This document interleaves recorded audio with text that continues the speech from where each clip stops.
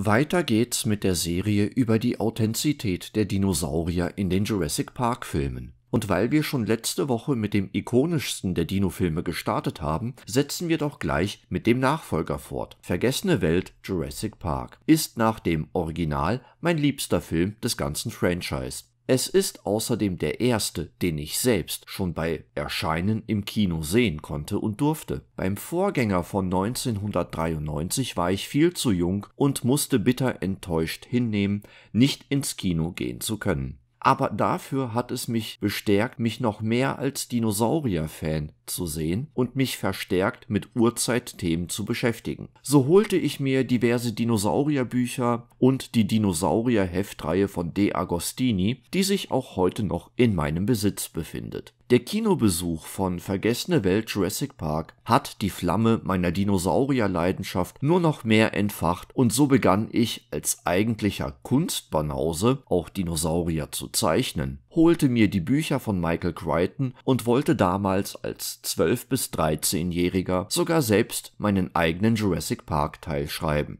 Aus letzterem ist zwar nichts geworden, die Faulheit des Pubertierenden hatte dann doch die Oberhand gewonnen. An der Leidenschaft an Dinosauriern hat sich bei mir nun mit schon 37 Jahren nichts geändert. Was auch interessant ist, bei meinem Kooperationspartner Markus war Vergessene Welt Jurassic Park auch der erste Dino-Film im Kino und hatte bei ihm wohl einen ähnlich bleibenden Eindruck hinterlassen. So schrieb er die Romanreihe Die weißen Steine. Kürzlich habe ich mir den ersten Band geholt und bin dabei, es zu verschlingen. Ich kann es nur weiterempfehlen. Kretschmers Blog mit vielen interessanten Infos zu Dinosauriern und zur Erdgeschichte sowie seine Bücher sind in der Videobeschreibung verlinkt. Es kann natürlich sein, dass ich aus meiner ersten Dino-Kino-Erfahrung etwas vorbelastet bin und den Film deshalb so genial finde. Falls du in manchen Punkten meine Begeisterung nicht teilen solltest, verzeih mir das bitte. Bedenke, dass es sich hierbei um meine persönliche Meinung handelt und nichts weiter. Und falls es hier jemanden gibt, der diesen Beitrag sieht und den Film noch nicht gesehen hat, warne ich eindringlich vor Spoilern. Ja, ich weiß, das ist zwar absolut unwahrscheinlich, aber ich will ja nicht unhöflich sein. Was finde ich an dem Film eigentlich so gut? Zum einen, weil er alles richtig macht, was mich in Jurassic Park noch leicht störte. Als eigentlich einziger aller Jurassic-Filme schenkt er den Dinosauriern selbst die meiste Aufmerksamkeit. Tatsächlich bekommen wir hier viele neue Spezies zu sehen, die auch eine erheblich längere Screentime haben als im Vorgänger. Hier bekommen auch endlich mal die Pflanzenfresser eine Bühne, die sonst vor allem den Fleischfressern gehörte. Es ist einfach klasse zu sehen, wie die Stegosaurus-Herde ihr Baby verteidigt oder wie ein wütender Pachycephalosaurus das Duell mit einem Geländewagen gewinnt und wie sich der Triceratops im wilden Amoklauf an seinen Kidnappern rächt. Grandiose Szenen, die den 12-jährigen Michael nachhaltig begeisterten. Außerdem macht Vergessene Welt mit der Isla Sorna ein völlig anderes Setting auf. Die Dinos in Jurassic Park waren ja zuerst noch Zootiere hinter Schloss und Riegel. Zumindest die erste Hälfte des Films konnten wir uns vor ihnen noch in falscher Sicherheit wiegen. Doch in Vergessene Welt sind wir den gesamten Film über in der unberechenbaren Wildnis mit freilebenden, bereits angepassten Dinosauriern. Gefahr kann praktisch von überall herkommen und sogar von den niedlichen kleinen Kompis. Das wird schon im grandiosen Intro mit dem kleinen Mädchen demonstriert. Spielberg schaffte es, mit genau dieser Urangst zu spielen und tut es sogar besser als in Jurassic Park, wie ich finde. Hier ist die Gefahr nicht nur spürbar, sondern endlich auch sichtbar. Kaum eine Szene kommt ohne einen Dinosaurier aus. Und das finde ich klasse. Genau dafür geht man doch ins Kino. Kommen wir nun aber zu den eigentlichen Stars des Films und meiner auf harten Fakten basierenden Kritik daran. Ich werde hier aber nicht noch einmal auf die Tiere eingehen, die wir schon in Jurassic Park zu sehen bekamen. Höchstens, wenn sich gravierend etwas an der Darstellung geändert haben sollte, wird der Dino noch einmal erwähnt. Compsognathus longipes oder Procompsognathus triassicus. Tja, ihr seht schon das erste Problem. Was zum Teufel ist eigentlich ein Kompi? Es kommen hier nämlich gleich zwei Dinospezies in Frage, die der Film zeigen könnte. Allerdings handelt es sich bei beiden um zwei völlig unterschiedliche, einander nur oberflächlich ähnliche, aber nicht eng miteinander verwandte Dinosaurier. Trotz des ähnlich klingenden Namens haben die beiden nichts miteinander zu tun.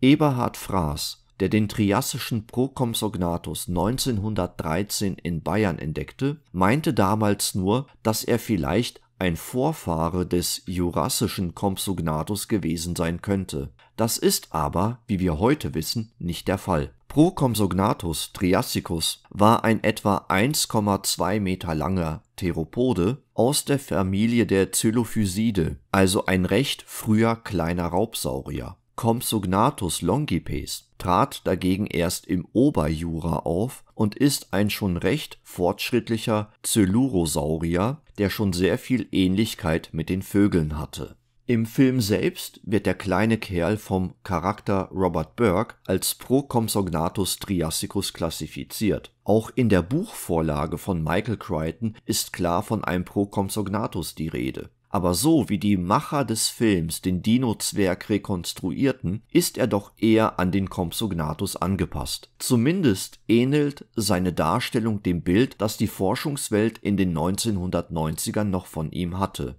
Das Tier ist im Film nur circa einen halben Meter lang, größere Exemplare von Compsognathus wurden erst später in Südfrankreich gefunden. Auch der schmale Kopf mit den großen Augen passt eher zu Compsognathus.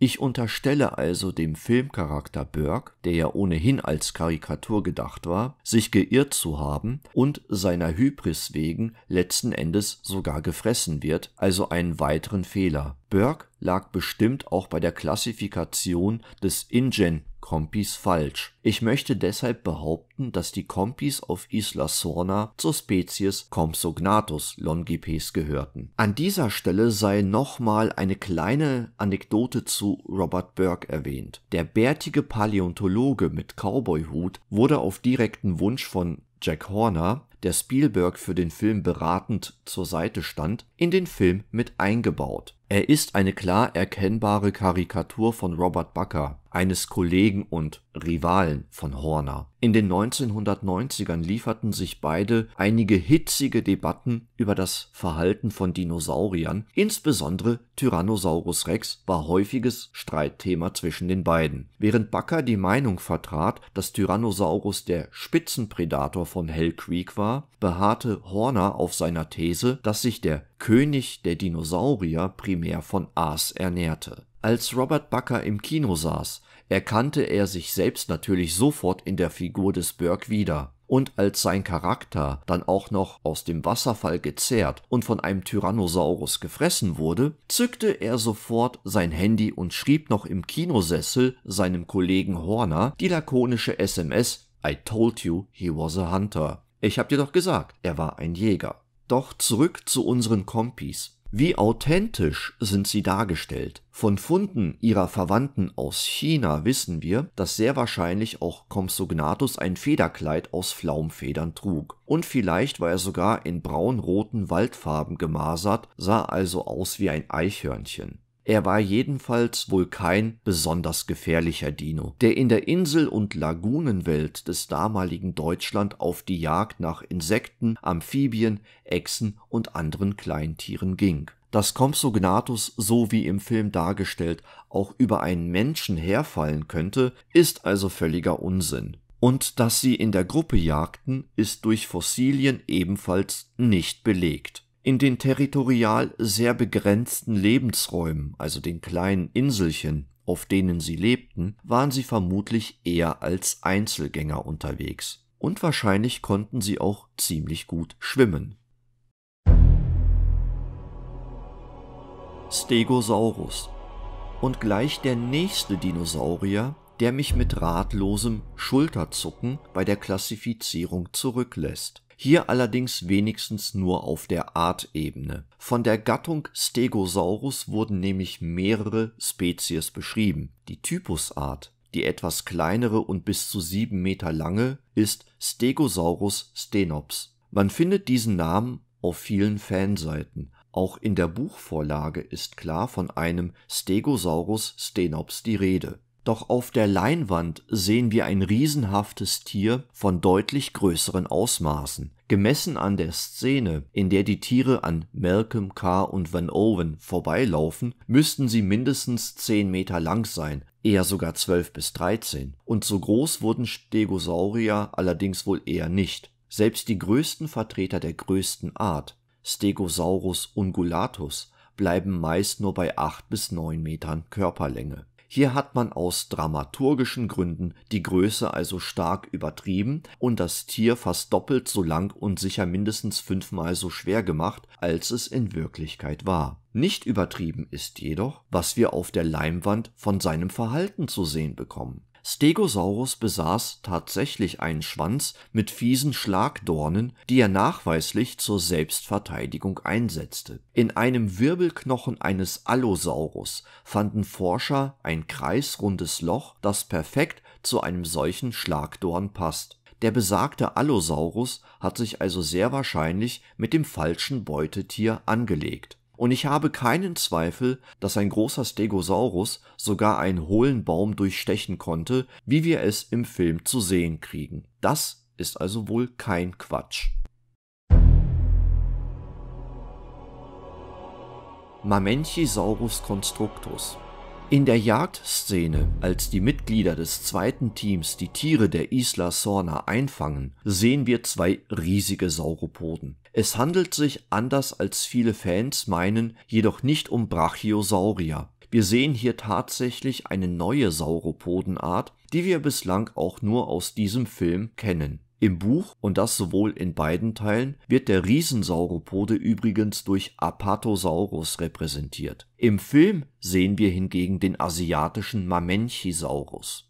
Allerdings ist Mamenchisaurus im Film, wie auch der Apatosaurus im Buch, ein Diplodokide und wird auch mit der für diese Tiergruppe typischen Kopfform dargestellt. In den 1990ern ging man nämlich davon aus, dass der Mamenchisaurus in die Familie der Diplodokide gehört. Heute stehen sie allerdings außerhalb und näher an der Basis der urtümlichen Sauropoden. Und dass sie anders aussehende Köpfe hatten, wissen wir auch. Mamenchisaurus besaß von allen Sauropoden einen der längsten Hälse und war damit zwar nicht schwerer, aber deutlich höher als ein Brachiosaurus. Hinsichtlich der Größe ist die Darstellung im Film noch nicht einmal übertrieben. Einzelne Wirbelfunde von wahrhaft gigantischem Ausmaß lassen spekulieren, dass manche Arten wie Mamenchisaurus sinocarnadorum Körperlängen von 35 Metern und mehr erreichten.